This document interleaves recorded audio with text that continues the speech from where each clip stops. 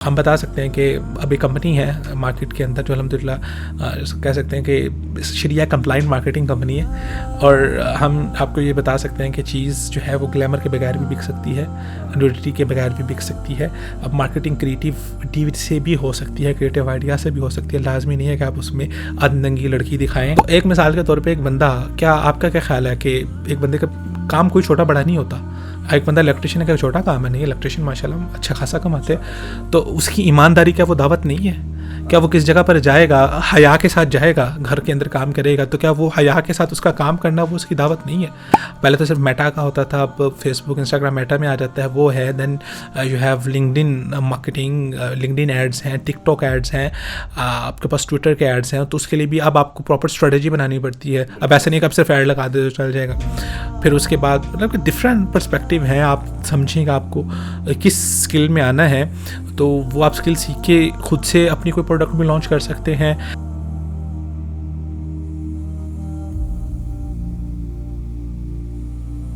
अच्छा शेख, हम आते हैं अपने डिजिटल मार्केटिंग की तरफ। लोग वेट कर रहे होंगे यार, आलिम दीन हैं और डिजिटल मार्केटर भी हैं, तो ये ज़्यादा खुशी की बात, लोग इसको देखते भी हैं। तो जो हमारे अहले इल्म हैं, जो दीन का इल्म ज़्यादातर पढ़ते हैं, आप क्या समझते हैं कि उनको इस जैसे प्लेटफॉर्म में, यानी बिज़नेस, मैं बिज़नेस काउंट करूँगा इसको, बिज़नेस की तरफ आना चाहिए या नौकरी की तरफ जाना चाहिए? अगर किसी भी तरफ जाता है तो क्यों जाए? ये बाज़ औक़ात पर्सनल प्रेफरेंसेस होती हैं कि आप फ़ैसला आपका होता है कि आपने क्या करना है। तो there is a difference between a businessman और एक नौकरी पेशा पर्सन के अंदर। दोनों के अपने प्रोज एंड कॉन्स हैं, और हर बंदा बिज़नेसमैन नहीं बन सकता और हर बंदा नौकरी पेशा नहीं बन सकता। नौकरी भी उतनी अहम है जितना अहम बिज़नेसमैन है। तो अगर एक अल्लाह ताला भी कुरान मजीद में फरमाते हैं लियत्तखिज़ बाज़ुकुम बाज़न सुखरिया, एक कायनात का एक निज़ाम है कि बाज़ तुम में से बाज़ के ताबे होंगे।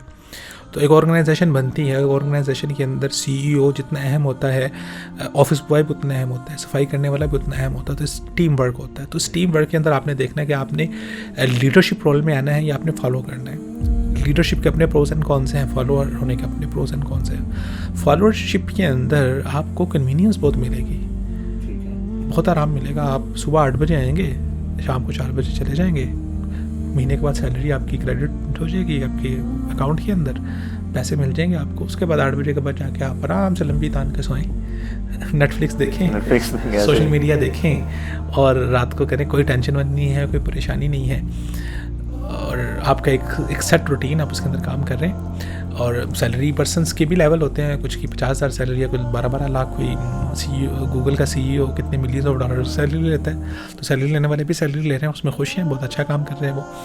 और दूसरी सिचुएशन है जहाँ पर आप लीडर हैं, जहाँ पर आप टेंशन्स ले रहे हैं। अब जो एक है सैलरी लेने वाला और एक है सैलरी देने वाला, महीना तो ऐसे ख़त्म हो जाता है। सैलरी लेने वाले ने तो सैलरी लेनी है, जिसने सैलरी देनी है उसने अरेंज करनी है सैलरी। अब वो सैलरी अरेंज करना और वो बनाना, वो एक बहुत बड़ी पेन है। एक वो बहुत आपके फिर 24 घंटे काम करते हैं। बिजनेसमैन के रात भी काम है होता है, दिन को भी काम होता है। उसका कोई संडे नहीं होता, उसका कोई हॉलीडे नहीं होता। वो काम पे है तो हर वक्त काम के ऊपर ही है। तो वो अगर आप पेन ले सकते हैं, अगर आपके अंदर इतना जज्बा है, तो आप आ जाएंगे। देन कहते हैं कि come to the league and welcome brother, आप आए इसके अंदर। तो हर एक चीज़ के अपने प्रोज एंड कॉन्स है। फिर मिजाज का भी फ़र्क होता है। कुछ लोग होते हैं उनका मिजाज डिफरेंट होता है। तो हर बंदा बिजनेसमैन भी नहीं हो सकता, हर बंदा नौकरी करने वाला नहीं हो सकता। हर जो भी काम करे दर्जा एहसान पे करें, कमाल दर्जे के ऊपर करें। और वो फैसला आपने लेना है कि आपका मिजाज कैसा है, कि आप वो प्रेशर ले सकते हैं नहीं ले सकते। बाज़ दफ़ा बिज़नेस में नुकसान भी होता है। तो जितनी एक बंदे की सैलरी होती है, एक साल की सैलरी होती है, बाज़ दफ़ा एक दिन के अंदर उतना नुकसान हो जाता है।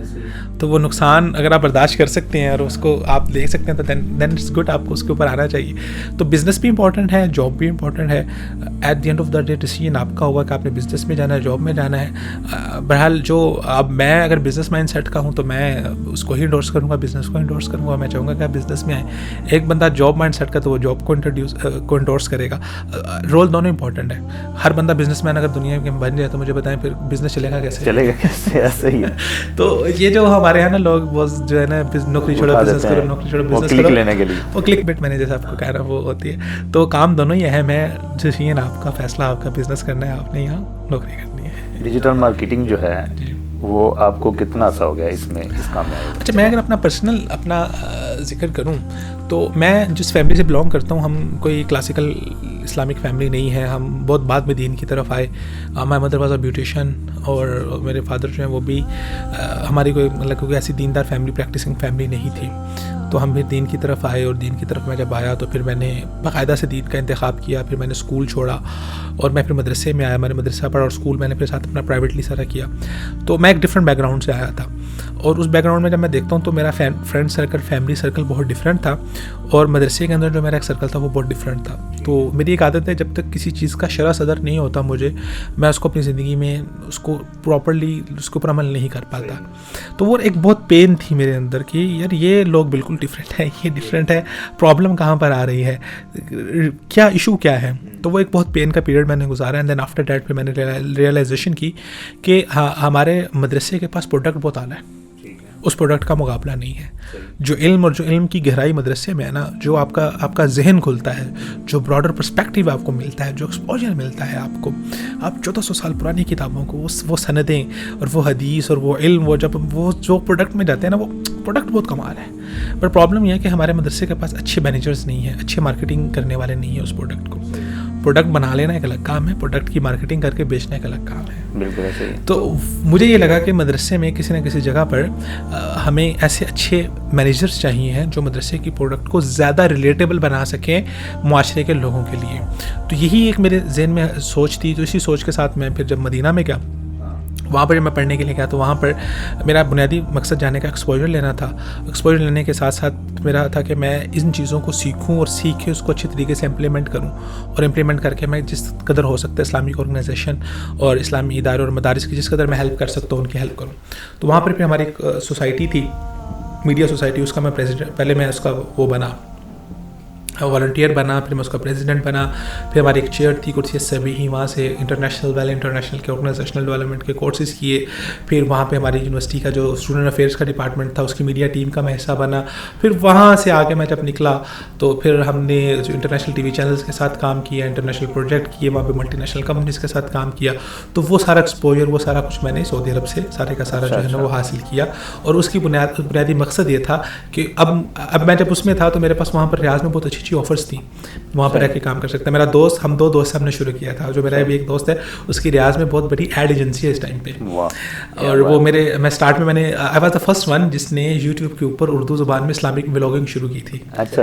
यानी कि आज से 6-7 साल पहले मेरा, अगर आप यूट्यूब चैनल पे जाएंगे तो मेरे व्लॉग्स पड़े हुए हैं। तो वो जो मेरा दोस्त है, हम दोनों ने इकट्ठे शुरू किया था। वो भी मदीना में पढ़ता था और वो भी व्लॉगिंग के अंदर मेरे साथ है, व्लॉग्स के अंदर मेरे साथ आप नज़र आएगा। तो फिर जब उसकी भी बहुत बड़ी एड एजेंसी है वहाँ पर, मुझे भी बहुत अच्छी ऑफर्स थी, लेकिन मैं वहाँ से छोड़ के आया क्योंकि मेरा एक विजन था। कि विजन था कि मैंने इस्लामी इदारों को, इस्लामिक ऑर्गेनाइजेशन को अपलिफ्ट करना है, उनको बेहतर करना है। तो उसी विजन के तहत मैं फिर वापस आया पाकिस्तान और फिर मैंने जो है वो अपनी एक एजेंसी बनाई और वो एजेंसी अल्हम्दुलिल्लाह काम कर रही है अब तक। अल्हम्दुलिल्लाह 3 इस्लामिक ऑर्गेनाइजेशंस हैं जिनके अंदर हम प्रॉपर मार्केटिंग, कॉर्पोरेट मार्केटिंग के स्टैंडर्ड्स को इम्प्लीमेंट कर चुके हैं, उनकी ब्रांडिंग की है, उनको अपलिफ्ट किया है। और एक ऑर्गेनाइजेशन ऐसे जिसको तो हम प्रॉपर्ली उसको आप समझ लें कि ई कॉमर्स में इस्लामी इदारे को ई कॉमर्स में ले आए हैं। तो वो कुछ इदारे की अपनी, हर एक इदारे की, हर एक ऑर्गेनाइजेशन की अपनी कुछ सीक्रेट चीज़ें होती हैं जो मैं अभी नहीं आप यहाँ पे जहाँ पे डिस्कस नहीं कर सकता, लेकिन आप समझे कि उनकी फंडिंग को हमने ई कॉमर्स कर दी है। वाह, क्या बात है। वो सारा इम्प्लीमेंटेशन हमने सारे इसके अंदर डाल दिए। अभी एक दौर इस्लामिक ऑर्गेनाइजेशंस हैं, इदारे हैं जो काम कर रहे हैं। फिर उसके साथ साथ ब्रांड्स के ऊपर काम किया, ब्रांड्स को अपलिफ्ट किया, तो इन सब चीज़ों के ऊपर काम किया। तो मेरा बुनियादी तौर पर पर्सपेक्टिव असल ये था। अच्छा, और ये कंपनी बनाने का भी मेरा जो असल मकसद है वो यही है कि एक कंपनी एक महंगा रिसोर्स अफोर्ड कर सकती है, सही है, एक इदारा नहीं कर। मिसाल के तौर पे एक कंपनी है वो 1-2 लाख 3 लाख का रिसोर्स अफोर्ड कर सकती है, लेकिन एक इस्लामिक ऑर्गेनाइजेशन एक इदारा नहीं अफोर्ड कर सकता। सही। तो मेरा पर्सपेक्टिव नए तौर पर ये था कि कंपनी डेवलप की जाए जहाँ पर हाईली प्रोफेशनल रिसोर्स हायर किए जाए और फिर वो रिसोर्स अपना काम करें और वो रिसोर्सेज जो है अपनी सैलरीज, अपनी चीज़ें खुद से अरेंज करें, एज अ बिजनेस, वो बिजनेस एंटिटी के तौर पर काम करे। और फिर उसके साथ साथ उन्हीं कंपनीज, उन्हीं लोगों से इस्लामिक प्रोजेक्ट्स भी करवाए जाए। अच्छा। तो then we can do it. और उस पर अल्हम्दुलिल्लाह मैंने काम शुरू कर दिया हुआ है और इसी कंपनी के साथ साथ एक पूरे का पैरेलल प्रोजेक्ट ainbilqalam.com के नाम से अल्हम्दुलिल्लाह वो सारा तैयार हो गया है। अब हम उसको लॉन्च करने करने जा रहे हैं और वो अपने अंदर प्रॉपर्ली एक प्रोफेशनल प्रोजेक्ट होगा इंशाल्लाह। और उसका विजन ये है कि हम, अगर आपको यूडेमी या कोर्सेरा का पता होगा, तो हम उसको एक इस्लामिक यूडेमी, इस्लामिक कोर्सेरा के लेवल के ऊपर एडटेक की जो पूरी मेथोडोलॉजी है उसके ऊपर हम उसको बिल्ड कर रहे हैं और उसकी तरफ हम उसको लेके जा रहे हैं। सो वो काम एक कंपनी के साथ ही हो सकता था, वरना अदरवाइज वो मुमकिन नहीं था। तो कोशिश यही है कि एक नैरेटिव बिल्डिंग में हम काम कर सकें, तो एक हमारे पास प्रोफेशनल टीम हो जो प्रोफेशनल काम कर रही हो और वो अपने अखराजात भी खुद से ही बर्दाश्त कर रही हो और साथ हम उनसे दूसरे काम भी करें और इस्लामिक ऑर्गेनाइजेशंस को अपलिफ्ट भी करें, बिजनेसेस को अपलिफ्ट करें। हमारे यहाँ असल तौर पे समझा जाता है कि शायद मार्केटिंग में जितने लोग हैं वो ग्लैमर और न्यूडिटी को मार्केटिंग के लिए यूटिलाइज करते हैं। ठीक है। सो हम बता सकते हैं कि अभी कंपनी है मार्केट के अंदर जो अल्हम्दुलिल्लाह कह सकते हैं कि शरिया कंप्लाइंट मार्केटिंग कंपनी है, और हम आपको ये बता सकते हैं कि चीज़ जो है वो ग्लैमर के बगैर भी बिक सकती है, न्यूडिटी के बगैर भी बिक सकती है। अब मार्केटिंग क्रिएटिविटी से भी हो सकती है, क्रिएटिव आइडिया से भी हो सकती है। लाजमी नहीं है कि आप उसमें अधनंगी लड़की दिखाएं, आप उसमें ग्लैमर दिखाएं। मार्केटिंग इज़ अ फिनोमेना और उसको चेंज किया जा सकता है। तो अल्हम्दुलिल्लाह कि मैं कह सकता हूँ कि शायद ये दुनिया की पहली शरिया कंप्लायंट मार्केटिंग कंपनी होगी जो मार्केटिंग के ऊपर काम कर रही है, और फिर वो लोग जो माशरे के अंदर पॉजिटिव काम कर रहे हैं उनको आगे लाया जाए। और उनको उनकी हेल्प की जाए कि आपका ये बिज़नेस है, इस बिज़नेस के अंदर आप ये चीज़ें करेंगे तो आप बेहतर हो जाएंगे और आप बड़ी मार्केट तक चले जाएंगे। तो क्यों ना वो जो एक्सपोजर मैंने लिया और वो जो एक्सपीरियंस मैंने लिया उससे लोगों को हेल्प की जाए, और आप जैसे जो लोग भाई हैं उनको ऊपर उठाया जाए। तो आप जैसे लोग जब ऊपर उठेंगे, फाइनेंशियली मजबूत होंगे, तो उसके साथ साथ वो जो है वो अच्छे कामों में सर्व करेंगे, पैसे उनके अच्छे कामों में लगेंगे। मिसाल के तौर पे आज हम बैठ के ये बात कर रहे हैं कि नैरेटिव बिल्डिंग के ऊपर इन्वेस्ट होना चाहिए। कल को अल्लाह सुब्हानहू व तआला आपको एक अच्छा बिजनेस देता है और आपके पास इतने पैसे आते हैं, तो आपके माइंड में ये बात है और आप इसके ऊपर इन्वेस्ट करेंगे। तो हमारा भी यही मिशन है कि ऐसे लोगों को मजबूत किया जाए, और इंशाल्लाह देखिए विजन लंबा होता है ना, वो एक दिन में नहीं हो जाता। तो आज जो हम काम कर रहे हैं इसके सराहत आज से 60-70 साल 100 हो सकता है हमारे मरने के बाद आए। बट हमें अपने हिस्से का काम करना, लोग ये नैरेटिव बिल्डिंग का काम शुरू हो चुका हुआ है जो हम कर रहे हैं, और जैसे आप जैसे दोस्त और भाई लोग आके बैठे हैं जो काम कर रहे हैं, दैट मीन्स के काम शुरू हो गया है। अब इसका नतीजा कब आएगा, इंसान बहुत जल्द बात है ना, उसे अपनी ज़िंदगी में नतीजा चाहिए होता है। तो बाज़ दफ़ा कहते हैं कि असल इनकलाब आता ही लीडर की मौत पर है, तो मौत के बाद इनकलाब आता है। लेकिन हमारे यहाँ लीडरों को इनकलाब अपनी ज़िंदगी में चाहिए, क्योंकि उन्होंने खुद वज़ीर-ए-आज़म बनना होता है, तो फिर वो कंप्रोमाइज़ हो जाते हैं, फिर वो डीले कर लेते हैं। तो ये प्रॉब्लम बहरहाल रहती है कि आप वो बहुत अहम चीज़ है कि आप कंप्रोमाइज़ नहीं, आप हिकमत पे चल रहे हैं। कंप्रोमाइज़ नहीं होना, हिकमत का इंतखाब आपने लाजमी करना है। और ख़ास तौर पे जो उलमा और मदारिस के हवाले से आपने जो बात की, उसमें मेरा एक ख़ास नुक्ता नज़र है, और मैं ये समझता हूँ कि मदरसे को कुछ ख़ास मदरसे के हक़ में हमने बहुत बातें कही, हमने बहुत दिफा किया, लेकिन मदरसे में भी इस्लाह की गुंजाइश है, बेहतरी की गुंजाइश है। जहाँ तक मैं ये समझता हूँ कि मदरसे को अपनी क्लास की क्लासिफिकेशन करनी चाहिए। सही।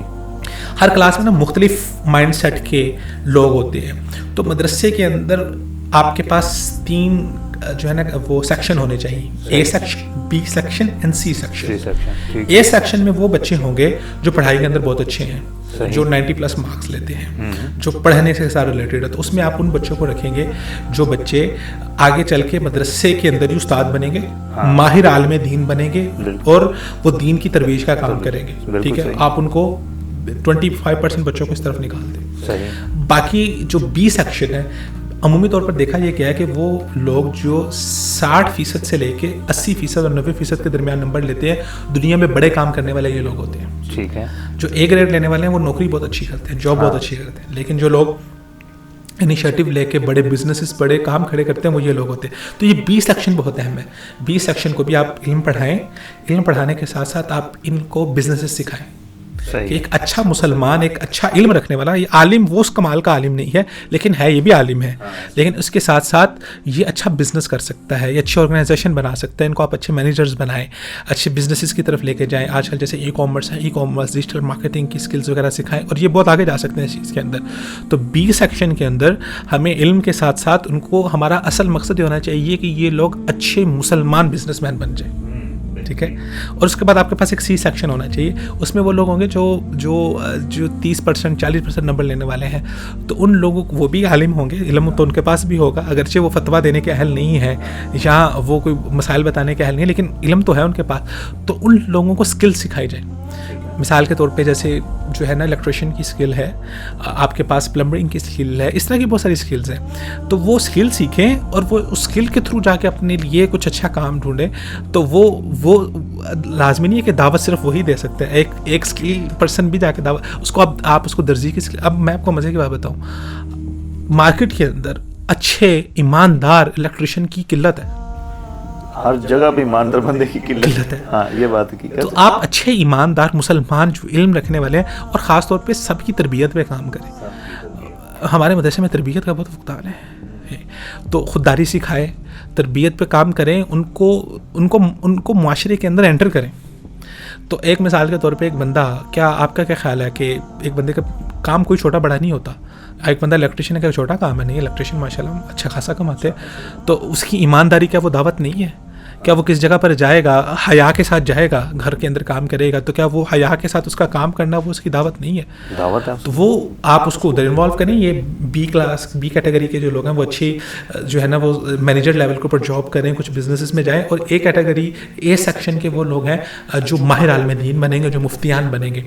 तो ये वाले लोग जो है इनको हेल्प करेंगे। फ़र्ज़ कफ़ाया का मतलब ये होता है ना कि सोसाइटी के कुछ लोग करते हैं, बाकी उनकी मदद करते हैं। तो ये आपके बी और सी सेक्शन के लोग आपके ए सेक्शन के लोगों को आगे चल के ये इनके दस्तेबाजू बनेंगे। और माशरे के अंदर मदरसे का एक रोल जो है ना, एक इनहेरेंट रोल होगा, जहाँ पर सिर्फ ये नहीं देखा जाएगा कि मदरसा जो है वो अगरचे मदरसा स्पेशलाइजेशन का इदारा है, बट अभी जो सिचुएशन बन चुकी है मदरसे को अपना थोड़ा सा मेथड चेंज करना होगा। तो मदरसे के से उलमा भी पैदा हों, उलमा के साथ साथ आप ऐसे बच्चों को भी, अब मैं देखता हूँ मदरसे के अंदर जो बी सेक्शन जिसको हम कह रहे हैं, सी सेक्शन के बच्चे हैं, फारिग होने के बाद वो ना तो किसी जगह पे मदरसे ना तो किसी जगह पे उस्ताद लग सकते हैं, ना वो ख़तीब होते हैं, ना वो पढ़ाते हैं, वो फिर और कामों में भी लग जाता है। तो क्यों ना उनको किसी अच्छे तरीके, अच्छी जगह उनकी रहनुमाई की जाए। ज़रूरी है। मैं तो कहता हूँ ये तो सबके लिए होना चाहिए, एक अपॉर्चुनिटी होनी चाहिए कि वो सीखें कि हमने मुआशरे में जाके प्रैक्टिकल अमल कैसे करना। और आजकल के दौर में फिर ये जो हमारे पास जो बच्चे जो अच्छे पढ़ने वाले बच्चे हैं, उनको मैं कहूँगा कि आप तालीम पे फोकस करें, क्योंकि हमारे पास अच्छे उलमा की भी किल्लत है। उलमा जाते जा रहे हैं और माहिर उलमा मौजूद नहीं है, बहुत किल्लत है, माहिर मुफ्तियान मौजूद नहीं है, गिने चुने रह गए बाकी। तो हमें उनके पीछे अगर मैं देखूँ पीछे कौन उनकी विरासत को आगे लेके चलने वाले हैं, तो वल्लाह डर लगता है। और हदीस में रसूलुल्लाह ने फरमाया कि कुर्बे क़यामत अल्लाह इल्म उठा लेगा। और कैसे उठाएगा? उलमा जाते जाएंगे, इल्म उठता जाएगा। तो ये उलमा जो लोग बच्चे इल्म में अच्छे हैं, उनको फोकस होकर उनको अल्लाह के लिए इल्म सीखना चाहिए।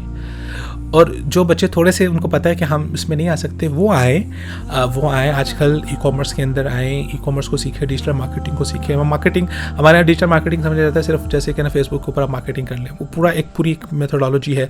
मेरी अपनी एजेंसी है तो उसमें डिफरेंट डिपार्टमेंट है, स्ट्रेटजी का एक अलग डिपार्टमेंट है, कंटेंट का अलग डिपार्टमेंट है, कंटेंट में फिर आगे सब डिपार्टमेंट्स हैं जिसमें कॉपी राइटिंग है, गोस्ट राइटिंग है, देन टेक्निकल राइटिंग है, एंड देन आफ्टर दैट आपके पास ग्राफिक्स हैं। ग्राफिक्स के अंदर क्रिएटिव्स के अंदर आगे डिफरेंट सब डिपार्टमेंट है, उसमें ग्राफिक्स आ जाते हैं, उसमें आपकी एनिमेशंस आ जाती हैं, उसमें आपके वीडियो एड्स आ जाते हैं, यूजीसी कंटेंट आ जाता है। एंड देन आफ्टर दैट फिर आपके पास जो है वो वेब डेवलपमेंट है। वेब डेवलपमेंट में आगे बहुत बड़ी दुनिया है, उसमें वर्डप्रेस बेस्ड डेवलपमेंट है, वो कॉमर्स है, शॉपिफाई है, मजेंटो है। आप कोई कस्टम वेब डेवलप करना चाहते हैं, हम नोड पे जाना चाहते हैं, जेएस में जाना चाहते हैं, वो फिर अपने अंदर पूरी एक दुनिया है। देन फिर एडवर्टाइजमेंट है, एडवर्टाइजमेंट में तो अब तो बहुत सारी चीज़ें खुल गई हैं।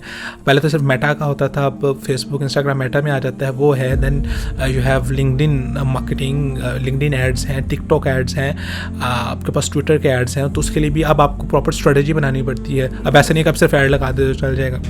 फिर उसके बाद मतलब कि डिफरेंट पर्सपेक्टिव हैं, आप समझिएगा आपको किस स्किल में आना है, तो वो आप स्किल सीख के खुद से अपनी कोई प्रोडक्ट भी लॉन्च कर सकते हैं। नहीं तो बहुत से लोग बिजनेसमैन पैसा लेके बैठे हुए हैं, ईमानदार उनको अच्छे लोग चाहिए जो उनके लिए काम कर सके। आप किसी के बिज़नेस को इन्वेस्ट करके, पैसे को इन्वेस्ट करके कोई अच्छी प्रोडक्ट बना के उसको सब पार्टनरशिप भी कर सकते हैं। नहीं तो आप इजीली घर में आराम से बैठ के फ्रीलांसिंग कर सकते हैं। उस पर आप अगर आप अच्छी आपकी स्किल्स है तो महीने का 2-2.5 लाख रुपये तो आराम से कमा सकते हैं। सही।